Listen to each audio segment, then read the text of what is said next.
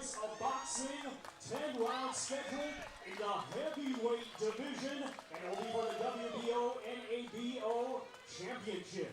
Brought to you by Salida Promotions in association with Greg Cohen Promotions and Showtime. It is sanctioned by the New York State Athletic Commission, Acting Executive Director Eric Bentley, Interim Chairperson, and D.D. Massey, along with the World Boxing Organization, President Francisco Valcarcel, Supervisor Porfirio Betegon. Our 3 judges scoring on a 10-point must system will be Don Ackerman, Eric Marlinsky, and Tom Schreck. When the bell rings, our referee in charge, the third man in the ring, will be Michael Griffin. And now, ladies and gentlemen, live from Rhino Stadium here in Rochester, New York, this is our Showbox main event of the evening.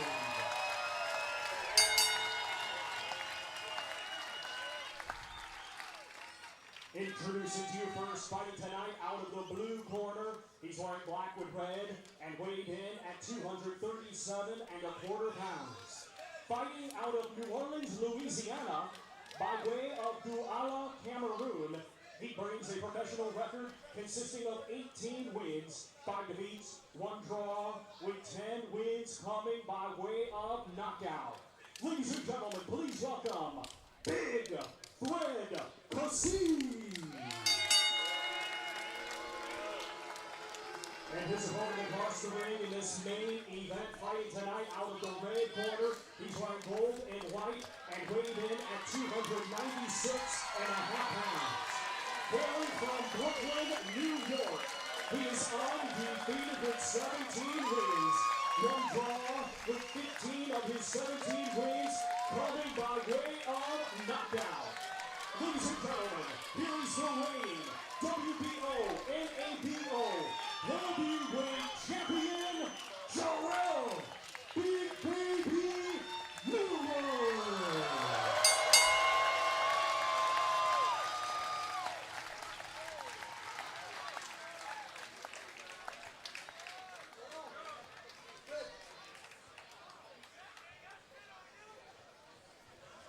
You gentlemen receive my instructions. Obey my commands, protect yourselves at all times. I want you to touch gloves now, man. You're boxing at the bell. God bless you both.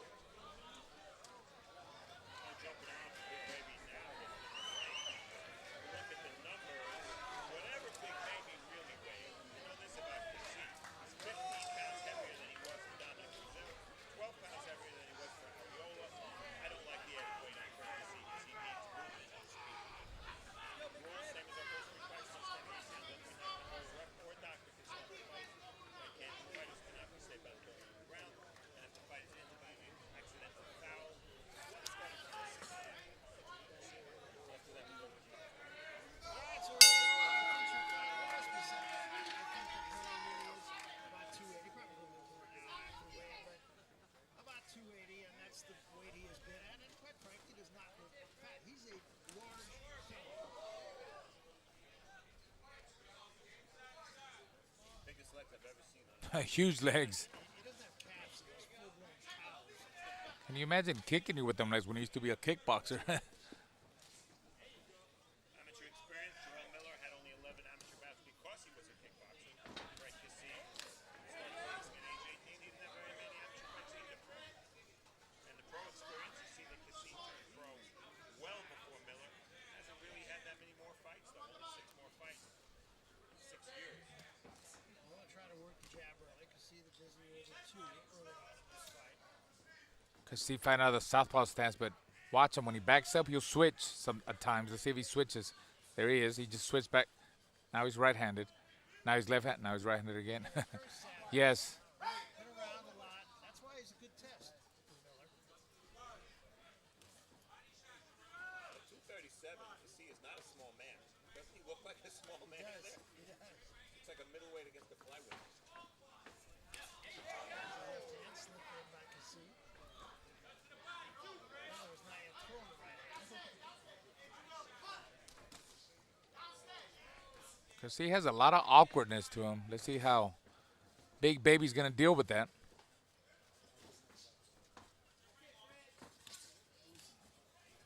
He's fighting the right fight right now. The fight he wants to fight. Land the shot and walk away. That pressure, of course, is going to be coming the entire fight. Good job early in this fight, though, by Kassi. There was a right hand by Miller that got there, but it wasn't thrown with any intent.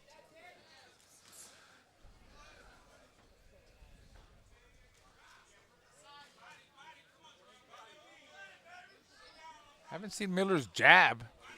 He's got a really effective jab that he keeps in his fighter's face, but he's not jabbing too much.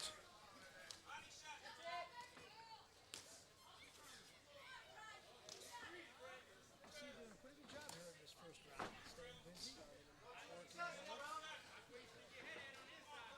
Got an 18-foot ring, which is somewhere in the middle size-wise. Not a small ring, it's not a big ring. Looks a lot smaller than Miller. There's not much room for anything else.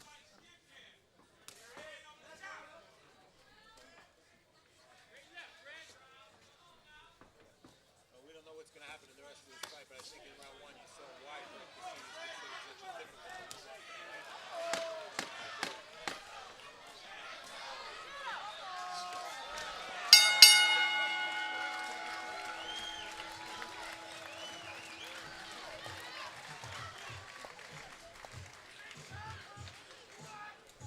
Kassi's corner, Chaz Aguilar. This is a pretty special guy. Staying for a very number of years.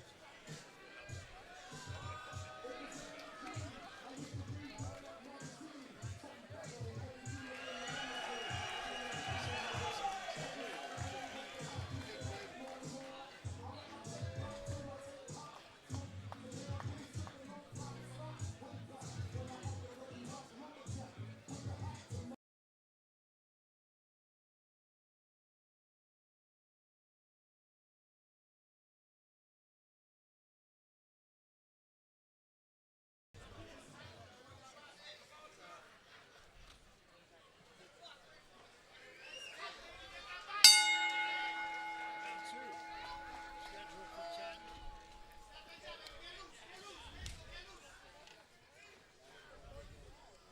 can see Kassi switch up. He does it all the time. It's just second nature, he says.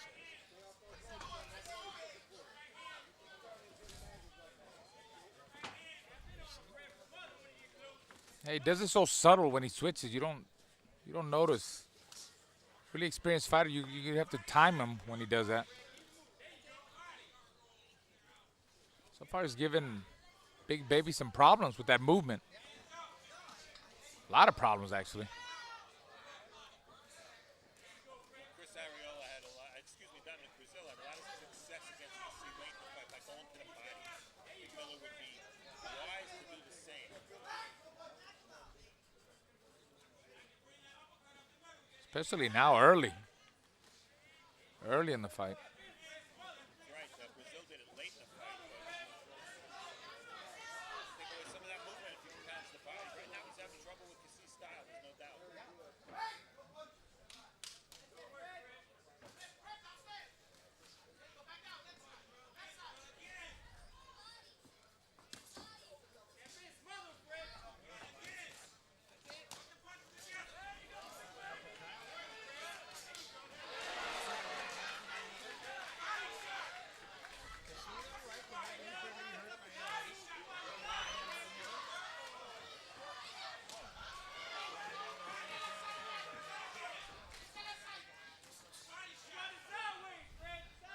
I think Miller won't mind taking two to land one.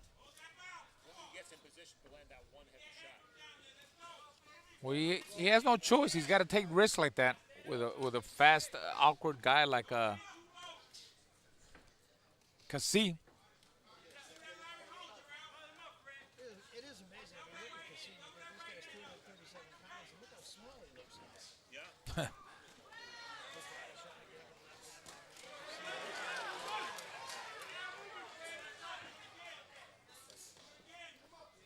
Smart game plan from Kassi in round one. Smart game plan from Big Baby in round two. Yeah, I see Miller's really focusing on body shots. Uh-huh.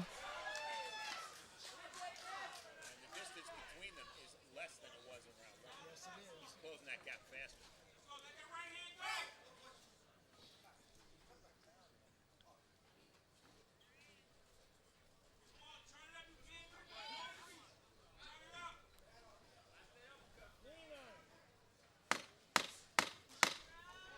Much better round for Miller.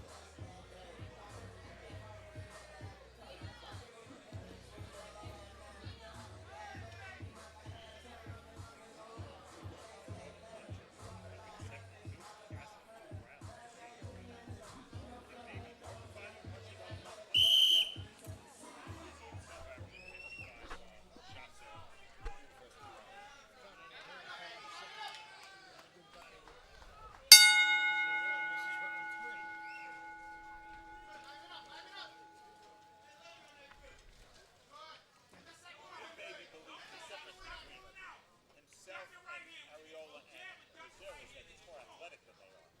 And he'll be able to match Kassi's speed with athleticism. We'll see if that's the case. I would say he has a pretty good argument. Although I think Brazil is pretty good. Landed that overhand right. Landed two of them. Fast and crisp. There he goes again. Ah. You should just keep pounding that body. Both sides of the body. What about hit them arms? 'Cause he's got some big hit them arms. Oh, up.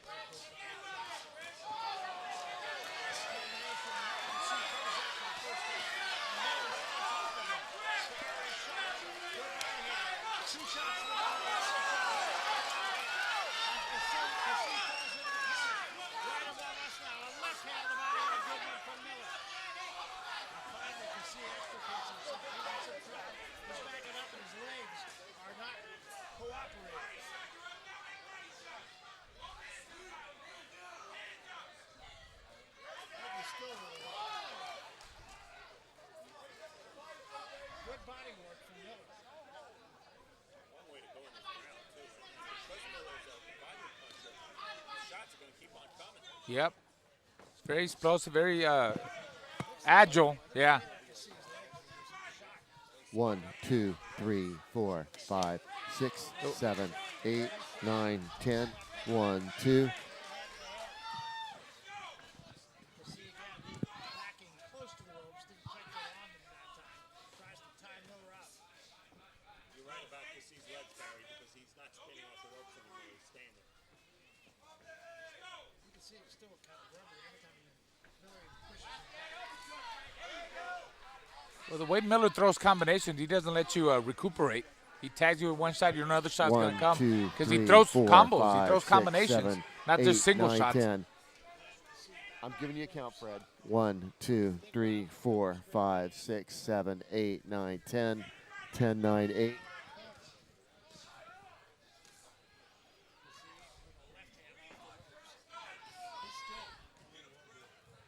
Miller showing disdain for his hand by his side.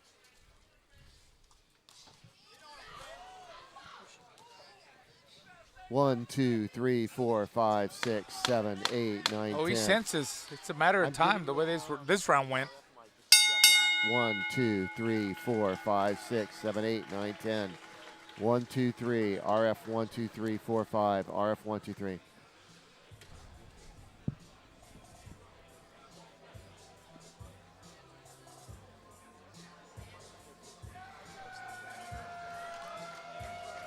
Shit, he's hurt his hand.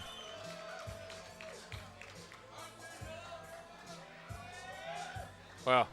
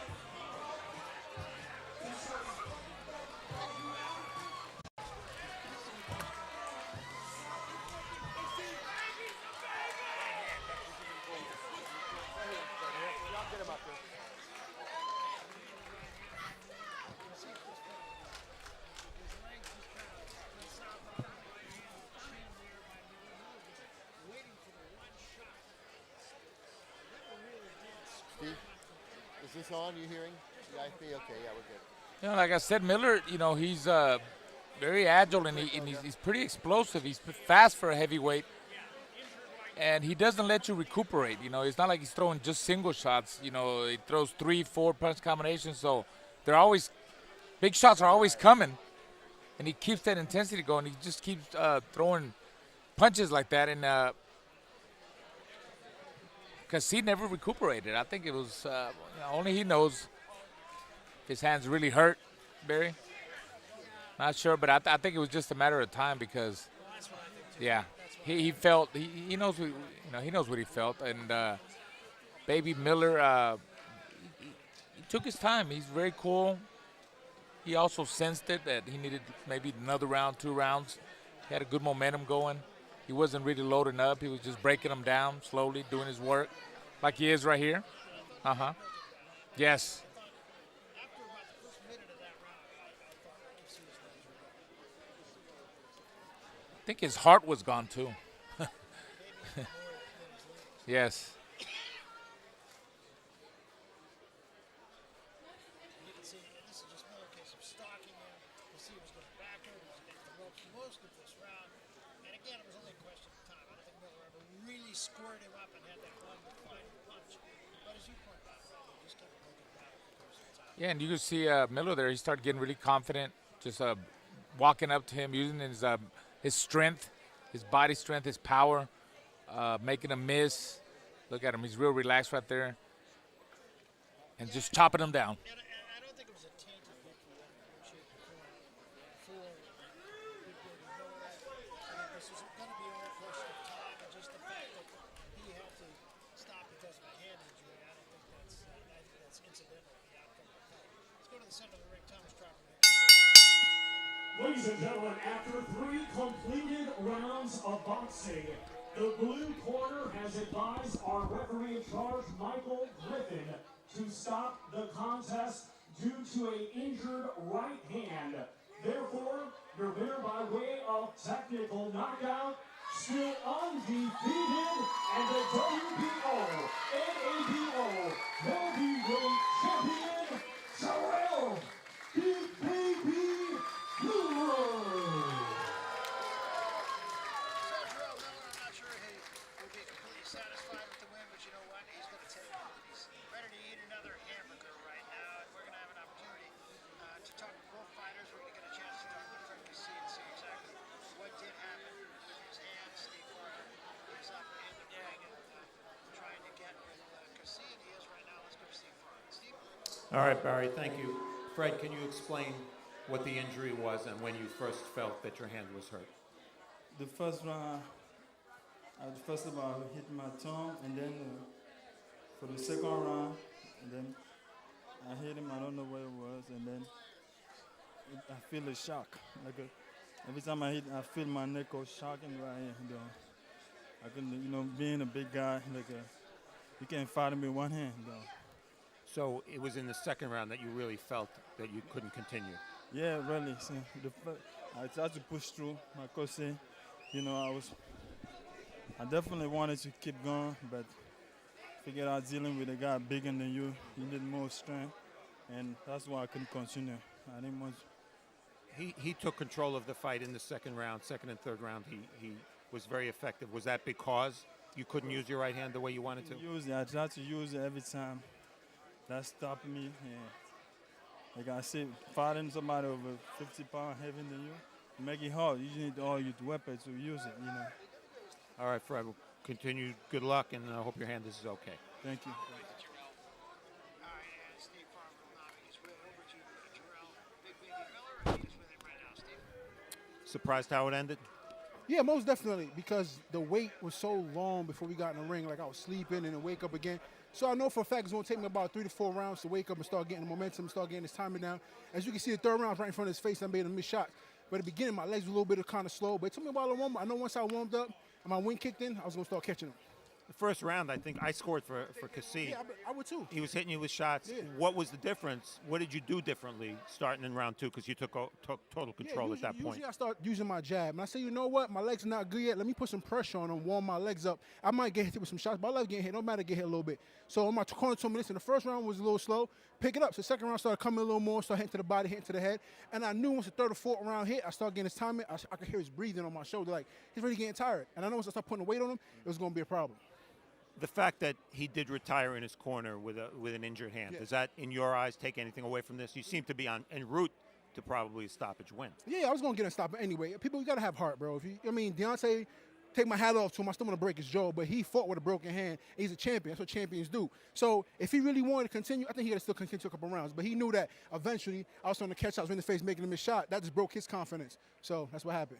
Very early in this fight, Big Baby, I said that you were more effective against him than either Arreola or Brazil had been over the course of an entire fight. So what does this, in your eyes, what does this win do for you as you continue to rise? You gotta understand, like, I don't get hype over certain things, man. I just keep working, keep getting back in the gym, and I just want to get to the next person. I'll be glad to fight Arreola next if he wants to come back fight. I'll break his jaw too. Brazil wanted, he gets some work too. So first I want to thank God Almighty Creator. I want to thank Dave Dorkin for making us use the stadium and having the Showtime. I appreciate Showtime having me on this, and it's all about greatest things coming up next. And of course, I want to thank my family, everybody, country of Belize, Dean Barrow out there in Belize is watching. It's a great feeling, But let's talk about the heavyweights from what we've been seeing earlier. First of all, one of us is going to talk about the heavyweights. Let's talk about it right now. First of all, I can't stand Tyson Fury and Hughie Fury. Like, every minute these guys are getting sick. I told you about toasting that salad. Now y'all got the Ebola virus. I better stop playing over there. And listen, Joshua Anthony, say he's going to take a break now. He's doing centerfold G-string post, him and Eddie Hearn over there. What are you guys doing, man? Let's get back in the ring and stop playing.